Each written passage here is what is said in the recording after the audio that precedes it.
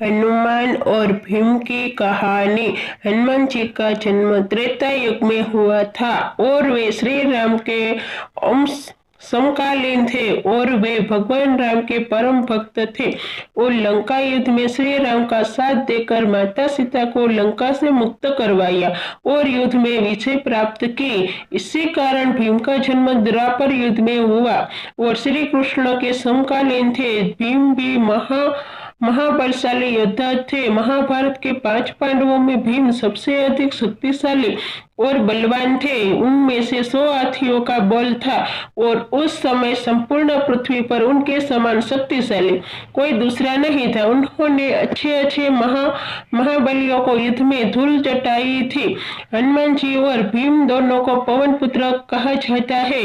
हनुमान जी को अमरता का बलिदान मिला है, इसलिए जब तक धरती रहेगी हनुमान जी साक्षात इस धरती पर रहेंगे और लोगों के कष्टों को दूर करते रहेंगे।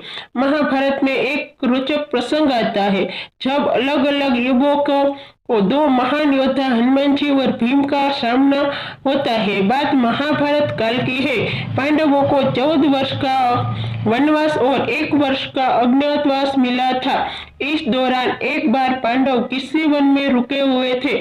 उस वन में एक सरोवर था। उस सरोवर में सुगंधित कमल पुष्प लगे हुए थे जिनकी सुगंध चारों तरफ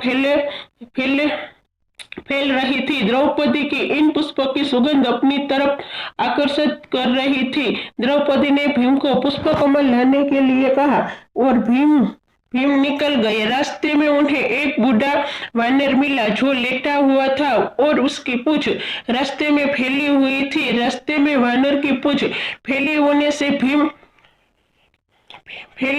भीम आगे नहीं जा सकते थे, क्योंकि किसी भी जीव के लेटा होने पर उसके अथवा उसके शरीर के किसी अंग के ऊपर से जाना अमर्यादित माना जाता है। अपने रास्ते में पवन की पूंछ देखकर भीम ने वानर से अपनी पूंछ हटाने के लिए कहा। भीम की बात सुनकर वानर बोला, भाई मैं तो राम का भक्त हूँ, राम जी की कृपा से यहाँ लेटा हुआ हूँ। आप चाहे तो मेरे या मेरी पूंछ को ऊपर से जा सकते हो। भीमसेन को वानर की बात पसंद नहीं आई और उन्होंने उससे गुस्से में वानर से अपनी पूंछ हटाने के लिए कहा। भीमसेन की बात सुनकर वानर बोला, भाई आप तो पृथ्वी के सबसे शक्तिशाली व्यक्ति हो, आप ही मेरी पूंछ हटा दो। भीमसेन ने बार बार वानर से अपनी पूंछ हटाने के लिए कहा और वानर ने भी बार बार यही उत्तर दिया।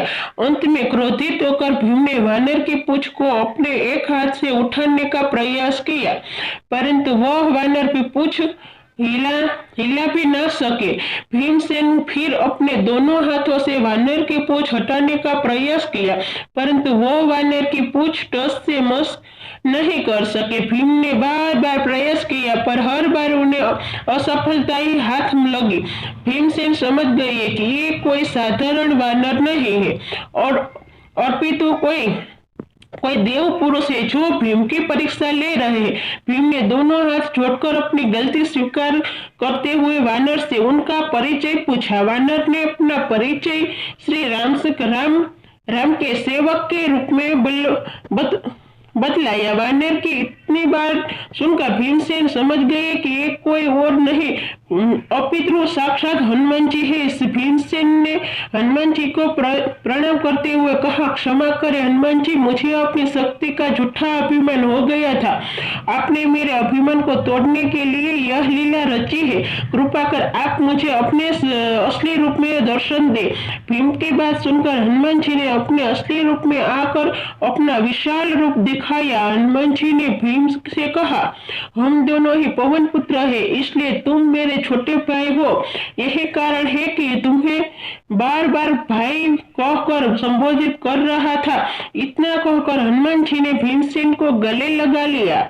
हनुमान जी के गले लगाकर भीम को लगा मानो उनके शरीर में अर्थात शक्ति का संचार हो गया हो। भीम ने हनुमान जी से आग्रह किया कि वह कौरव के साथ होने वाले युद्ध में पांडव का साथ दे, जिस पर हनुमान जी ने कहा, जिस युग से मैं हूँ वह युग दूसरा था, उसमें मैंने श्री राम के लिए कई युद्ध किए थे। अब वह युग दूसरा है। यहाँ मेरा युद्ध करना सही नहीं है, इसलिए मैं युद्ध में शामिल नहीं हो सकता, परंतु युद्ध में पांडवों के रथ की ध्वजा पर मेरा वास होगा। इस प्रकार हनुमान जी महाभारत युद्ध में हमेशा श्री कृष्ण और अर्जुन के रथ की ध्वजा पर विराजित रहे और अर्जुन के रथ की रक्षा करते रहे। शिक्षा, हनुमान जी और भीम की कहानी से हमें शिक्षा मिलती है कि हमें कभी भी अपनी शक्ति और बल का घमंड नहीं करना चाहिए।